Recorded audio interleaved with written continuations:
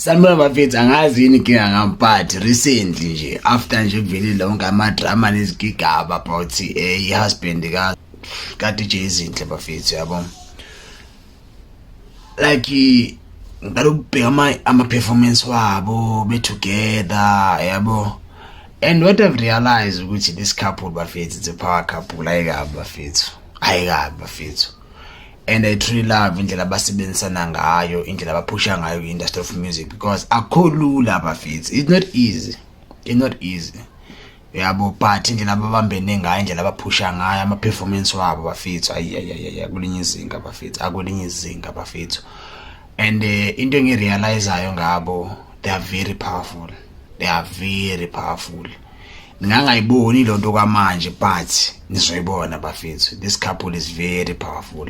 And ngathi ngabambisana ngalendlela ebambisene ngayo, kuvela ubumnandi, kuvela ububi, babambisane njalo, basebenzisane. Kuningi kakhulu ongenzeka ebomini babo, kuningi kakhulu abangakufulfilla be together. You understand? And into engayitsho mina bafethu, abekho abantu abaperfect, yabo. Engathi bangabambisana, baphusha indlela abaphusha ngayo, babuild ama-career wabo, baze bafike khona, and bazoba yilabantu kumele babe yibona bafethu, because mamba bona bafethu bayakude ama-performance wabo yo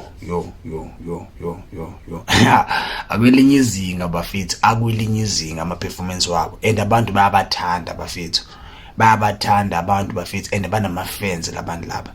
Engathi bangabambisana le ndlela abambisene ngayo, bafulfill into kumele bayifulfille be together, because i-negativity bafethu, inzondo, zonke izinto zihlezi khona. And kuya ngathi nabantu ukuthi like siqonda nazo kanjani or sisolve kanjani. If bona bangazimisela la ndlela abazimisele ngayo, benze ngale ndlela benza ngayo, trust me, bazoya kude ebomini. You understand? And bazobuild i-legacy right for abantwana babo. I feel like uhlangane abantu bedingana for a long time. That is why even ama-challenge wabo ekulinye izinga right now, as much as uvela zonke into ezivelayo, engathi bangaba strong, babambisane njalo, bafulfille lento kumele bayifulfille for ingane zabo, for i-legacy yabo. And into engiyithanda abachadile abantu laba.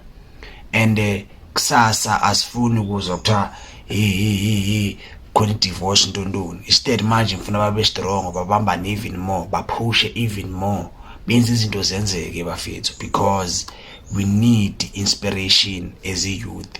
We need imishado bafethu elastayo. Ke kuphele ama-divorce, abantu babone ukuthi umshado into enhle and umshado isibusiso.